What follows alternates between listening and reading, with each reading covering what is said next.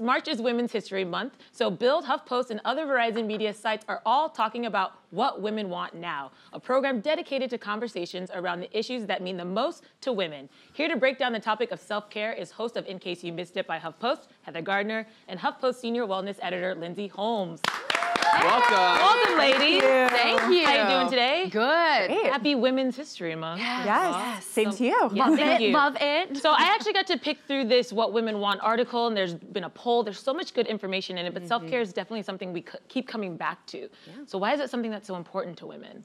Well, I think that self-care in general has become sort of this Instagram version of how to take care of yourself. A lot of people post pictures of like bubble baths and products, and I think that that is really not what we should be doing. And I think it's more important for women to really examine what to do when they're looking after their mind and body. Yeah, because self-care it's not a new concept, it's something that's been around, and it's more about your like mental health and taking care of yourself. So it is kind of beyond just like face masks. Right, yeah, exactly. And even though, so Americans have been Googling this term more than they ever have before, but I think that it needs to have a bigger focus more than just, like you said, like a product to sell to women, especially because it's mostly sold to like affluent white women, and it needs to be a broader conversation than that. Yeah, so how do you think we kind of normalize it or like broaden out that conversation? Conversations like this, first of all. I mean, really, but just, I mean, for me, understanding that Instagram is always just the best of anyone's life. It's not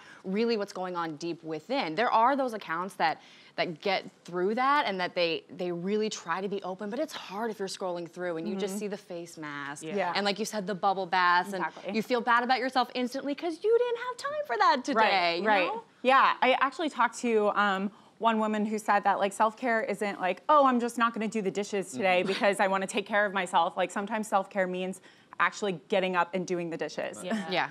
My favorite part of the article is when this one woman you interviewed discusses how women in public life should talk about self-care more. And specifically, you mentioned Representative Alexandria Ocasio-Cortez, who went on Instagram to say, guys, I'm taking a week off. I don't want to get burnt out. And that kind of reminded me, you know, if you look at women in politics, and probably the most prominent one of the past 30 years is Secretary Clinton. And often the critique was she was robotic and not inauthentic because she created this perfect perception that she deemed she had to in this male-dominated world. Do you think now, looking forward, that more female politicians will be like Representative Alexandria Ocasio-Cortez and kind of admit to being, hey, I'm not perfect, I need to take care of myself sometimes? I hope so. I mean, that's super relatable. All of us are busy with our own lives. We all have stressors that really kind of get at our core and really take over our brains. And I think that it was really, really important for her to speak out about that because she's representing people, you know, in New York, all over the country, et cetera. And these types of problems are what we're dealing with too. So I think it makes it really relatable, and it's nice to know that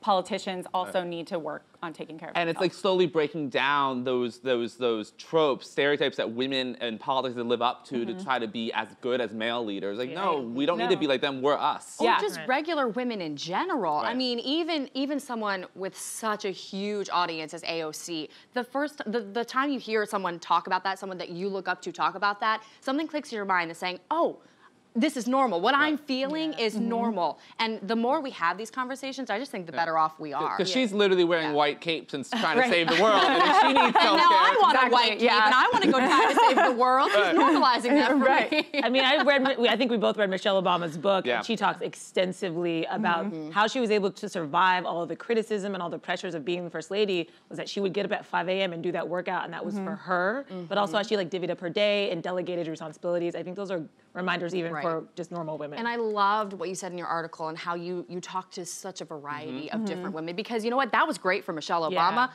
but I am not getting up at 5 a.m. That is not great for me, you know? And so realizing that everyone's personal experience is just that, it's personal. It's whatever works for you and what you are going through. And I love that about your article. Yeah, it's all, self-care I think is a lot about taking a good hard look at yourself and what makes you tick and what makes you, you know, want to relax and want to take that time for yourself. And you know, that's a huge ask of women to do because we already have so many like other things that are on our plate. Just a few. Add to the list. You know, but I think, you know, like you said, one thing that works for Michelle Obama isn't going to work for you or me, and that's okay. And it's all about like taking that time for yourself and really figuring out what will work for you. Yeah, from the women that you talked to in the article, was there any one theme you saw, or was it just that different for each woman? I think, honestly, that was the theme, that it took a lot of inner reflection for them to figure out what worked for them. And while the solution was very different,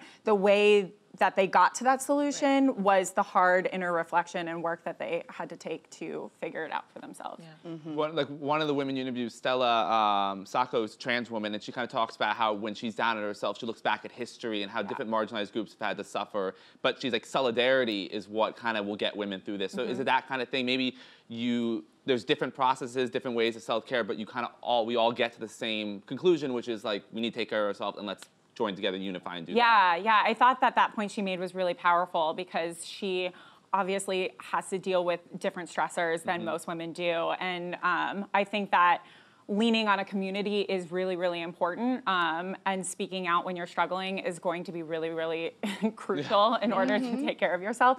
Not obviously just for self-care, but just to get through life. Like, women really do need to lean on each other in order to get to that place where they feel okay. Yeah, I do think the reason we've seen the topic of self-care kind of increase in the last couple of years really was born out of the Black Lives Matter. Yes. I know during that time, a lot of people in the Black community were like, if you can't look at these images, if you can't go out and march today, it's okay. You need to take care of yourself first, take care of your home, take care of your mental health. And I just, like you said, it's like leaning on your community and knowing that it's okay, you don't have to fight every day. Some days you do have to just be taking care of yourself, and then you can join the fight another day. Yeah, exactly. I think it goes back to that point too, where I said that, self-care was Googled more in the last few years than it ever has been before, but it goes way back to a medical concept and even the civil rights movement. And I think that people need to think about that in those terms a lot more than just the products that you see on Instagram. Right. Absolutely. And that's, talking about it is part of that, and realizing that it really starts with your mental health, which is the medical term, but what you can do outwardly, whether it's working out or maybe a face mask is great for you. Which is fine. But really taking a look at your mental health and deciding what is right for you, I think is the best part. Well, Heather and Lindsay, thank you so much for joining us today. Thank you. And you can catch In Case You Missed It by HuffPost on HuffPost.com and Yahoo's Roku channel.